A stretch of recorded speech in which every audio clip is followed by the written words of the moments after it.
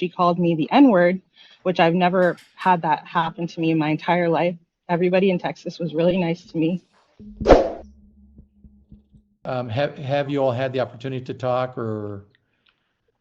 Uh, I did a quick chat with her, and she said that she could pay in July, but I'm not I authorized for that. Okay.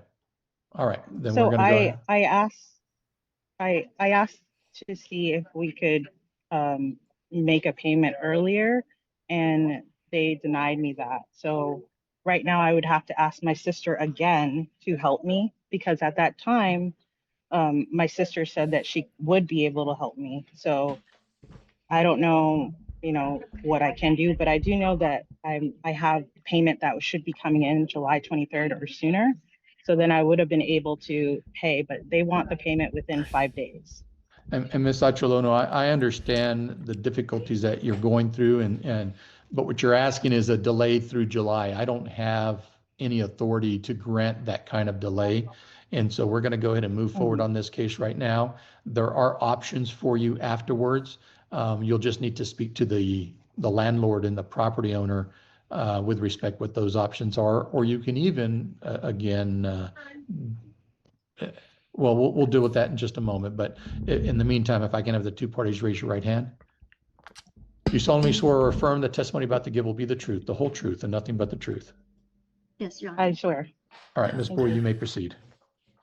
Your Honor, this is an eviction case for non-payment of rent. The monthly rent is $14.99, and we're seeking back pay rents from March through today, June 24th, in amount of $5,696.20. A 3 days notice was given on May 5th, 2025 by posting inside the door, Your Honor. And this case was filed on June 2nd, 2025, June 2nd. Wow. And we're seeking court costs plus possession and back pay rent, Your Honor. All right, Ms. Ocholono, are there any payments that you've made that you did not receive credit for, or any other credits that you believe you're entitled to that? Just so we're clear, this is a relatively recent case. It looks like in March.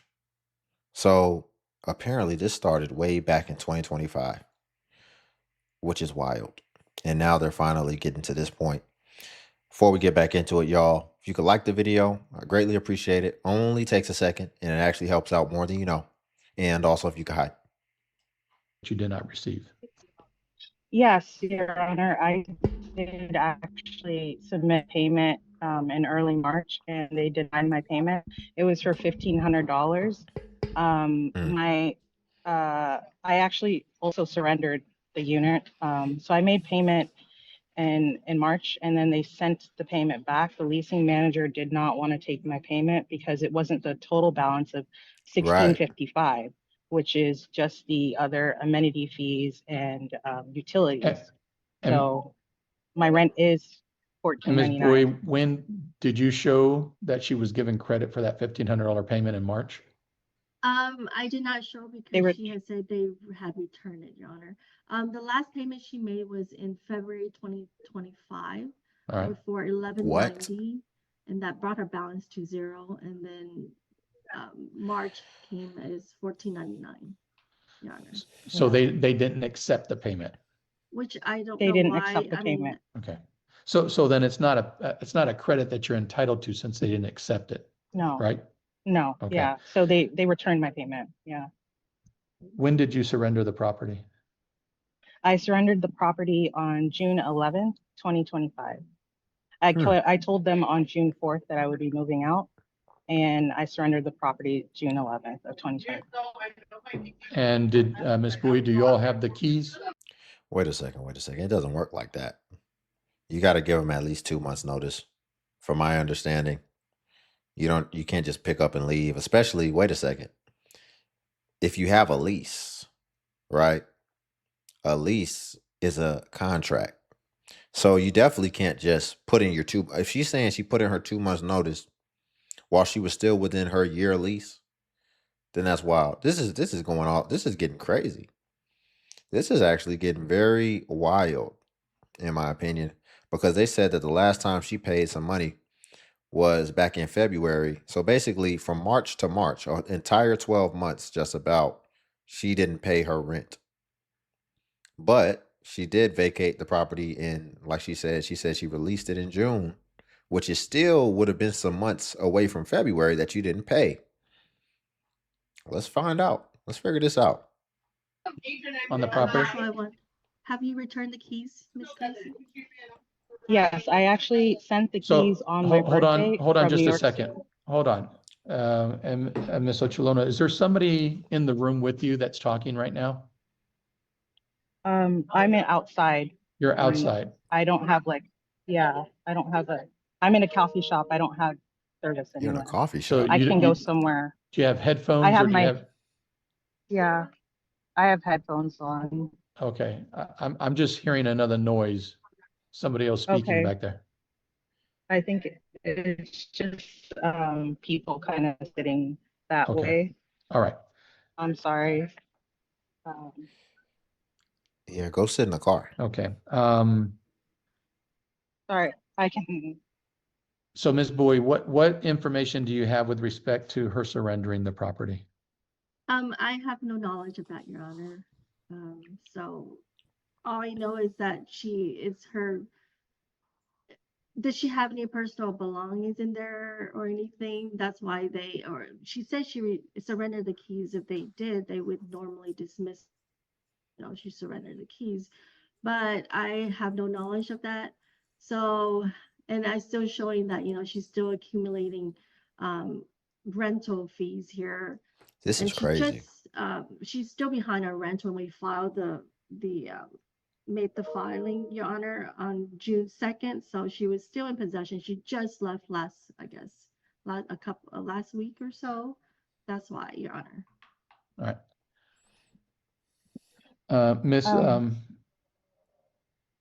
Ochelona, anything else that you want me to consider in your case? Yes. So I actually sent over to them an email detailing that I had surrendered the property on the 11th and I was trying to give back keys. But the leasing manager, when I got down there to actually give the keys back, she became belligerent because I actually had to report harassment from another resident that has been ongoing since March. And I reported it to the property managers and everything like that. And when I was trying to give my keys back, she became belligerent because she had found out that I had filed an incident report with the police and the security team at the property. And she called me the N-word, which I've never had that happen to me in my entire life. Everybody in Texas was really nice to me. And I couldn't give the keys back that day because I just didn't feel comfortable. My friend who actually came to move me out, he was present and he was the one that actually ended up fixing the door handles inside of my unit.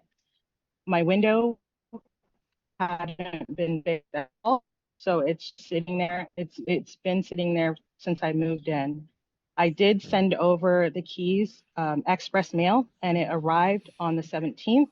And I sent over a UPS and FedEx delivery paperwork that I had paid for to show that the keys were delivered. I also sent over an email to the regional property manager about all of the things that were occurring at the property. And when I asked them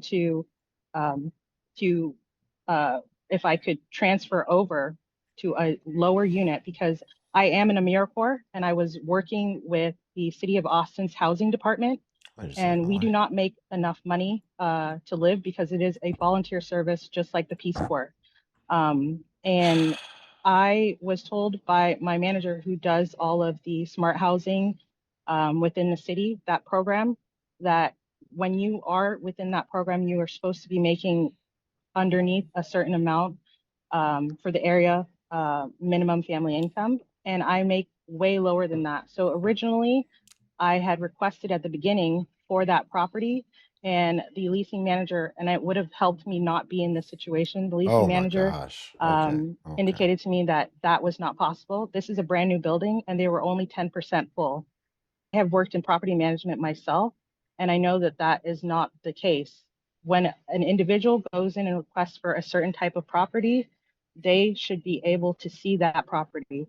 Although they did not show me that property and told me that I made more than the allotted amount, which again. So Ms. Achalono, those are all matters that are unrelated. Unrelated. I would say that are not. I was waiting. Wow, this judge has the patience of a saint. I could already tell it was unrelated. I was waiting for the dots to connect. At first, I was following her. She was like, I sent an email about this. I was following her when she was referring back to, I tried to turn in the keys, and I guess they said something racist to her or whatever. And so then she decided to leave, and she's like, but I did it express mail. I sent the email. I'm like, cool. But then when she started going off track when she was talking about the email, I thought she was saying she sent an email saying that she sent the keys. But basically she was saying that the email was about something from preconception as far as her not getting the unit that she really wanted or something, and they made her get into another one, which is completely unrelated. Listen, you could have just took your business elsewhere. If you know certain things and you feel like they're not being fair or they're not giving you what you want, then you don't have to do business with them. But you decided to enter into business with them. And so now you don't just get to up and say, well, now I want this unit now that I'm here already. And if you don't give it to me, I'm going to just surrender my keys and I'm going to go elsewhere and I'm not going to finish out this lease term. Because that's what it seems like is really going on. It sounds like she tried to apartment skip, and she wanted to skip to a lower unit while she was already in her apartment, maybe because of life circumstances, whatever, and then they wouldn't allow that. So then she just decided she wasn't going to pay rent, and then she just decided, well, I'm going to surrender my keys and I'll go somewhere else. That's where it sounds like it's getting. But do you notice, like, I'm having to fill in those gaps with my own common sense? That's not what's being expressed and just stated, but that's what it seems like. Let's find out. Relevant with respect to an eviction matter or forcible entry detainer matter. Yeah. While you may or may not have a claim with respect to the complex on those types of issues, including, the other experience that you had to go through, that is separate from this one here today. And so I need to separate these Right. because we need to focus on just this one here. I understand. I know you said that you sent the keys via mail. I don't see the information that you filed anything that they've received it with the court. I sent it to the court via email as an attachment. There's a photograph of it that was sent. Let me see. You sent it yesterday? I believe so. No, actually. I mean, I see images of property. I see text screenshots. Oh, I sent it on 9/18. Sorry, let me so the date of that one. I actually sent it on.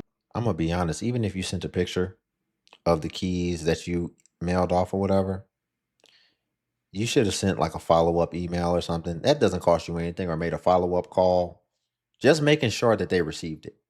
And or call them, hey, did y'all receive those keys I sent back? And then yes, okay, can you send an email to me saying that you received those keys?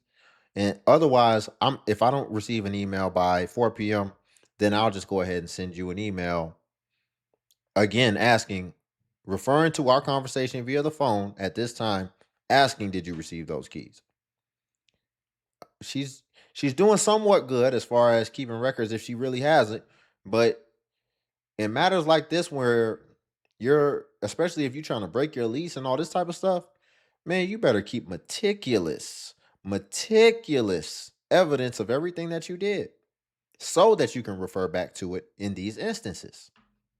June 23rd.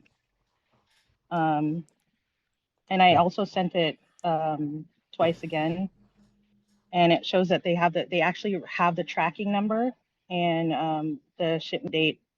And I went and checked with UPS, and they said that it was received.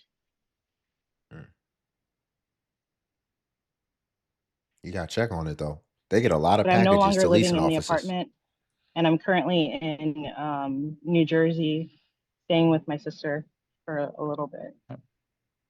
Yeah, I think she broke her lease. I'm uncertain with respect to how the property was turned over, because I'm looking specifically for that, but I don't show receipt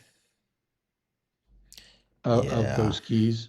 It's gonna be tough. And it's pretty common for these apartment complexes to, once property's been turned over, to dismiss if they have possession of the property. So the reason they're still here is because they don't believe that they have possession of the property yet. I'm going to find that the monthly rent is $1,499, that the past due rent is $5,696.20. You can still appeal. Bring your proof. The appeal bond will be set at $3,000. Ms. Your Ocholona, what you can do Your Honor? is, Ms. Ma'am. Ocholona, ma'am, Yeah. You Your got what to you can appeal. do is you can appeal my decision, okay? The court clerks will give you the information that you will need. And when I say information, I'm talking about the paperwork, but it's blank paperwork. You still need to fill it out. There are different options with respect to the appeal bond. You can either pay that appeal bond, or you can file an affidavit of indigency. And then a hearing will be held on that to determine whether or not you can afford to post that bond or not. Once that's done, you can then, in order to appeal the decision, you can continue paying the rent in cash to the registry of the court. And in doing so, that'll keep this case on appeal. It'll keep it open. But once you stop doing that, then of course the appeal is dropped at that point in time. You can always speak with the property to try and reach some type of resolution, to try and get all of this matter resolved, and that can be done post-judgment. Okay? Did you have a question or a comment? Yes, ma'am. Yes, Your Honor. I actually sent. Yeah, you're gonna have to appeal. You came to court unprepared. You didn't make.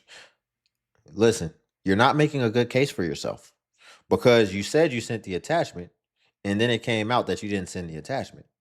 So a reasonable person would think that you said you sent them keys, and it could possibly turn out that you didn't send those keys. Listen, ma'am, you didn't have all your proof ready on the day when you knew that you were going to be in court for this. So now you're going to have to pay your, you're going to have to do some extra stuff, because one of my favorite sayings, do it right or do it twice. It's really just that simple. Either you do it right or you do it twice. So you didn't do it right the first time. So you're going to have to do it again. You're going to have to appeal, and you're going to have to incur the costs that come with appealing as well. And, you should, ideally win. If you really have proof of that, which I still don't even think is going to matter. See, and this is why you need to stop deterring away from what we're here for, because you got us chasing after all these things that have nothing to do with what we're actually here for. You're trying to win these little moral battles of like this and that have nothing to do with the case. So go ahead and appeal for something unrelated to the case and still lose if you want to. Ultimately, what I want to know is, did you break your lease? Did you not pay your rent? And then did you not send the stuff? Because I don't think it's going to matter at this point, because had they known they had, the only thing is if you actually sent the keys. But still, you should have made sure they got it, because then they would have dropped the case, since they would have got possession. And you probably wouldn't have got an eviction on your record if you got one. But they would have dropped it, because a lot of times the landlords just want possession so that they can go ahead and recoup and start making money. But since you didn't ensure that they received what they would have needed to put someone else in there, now what's going on is you're going to, be retroactively responsible for all those months where you weren't even living there, and maybe even the 2 months after for the notice that you got to give them. And, it's really just, this really could have been solved with proper communication and proper record keeping, is what I'm ultimately saying. Let's see if there's anything else at the end. I don't think so. I think she's just going to complain, but let's see. This over to the court, and I know that they have the keys. They have the keys. I've moved out completely, and I also sent in screenshots of me being completely out. The entire apartment is empty. Okay. Please And, don't do this. I I see the understand. screenshots. I see the screenshots here, but I don't I'm even think they can subject use to screenshots. the evidence that's presented to me here today. Ms. Mhm. Bowie, if you're able to speak to them and they decide that they want to not go forward, that can be done as well.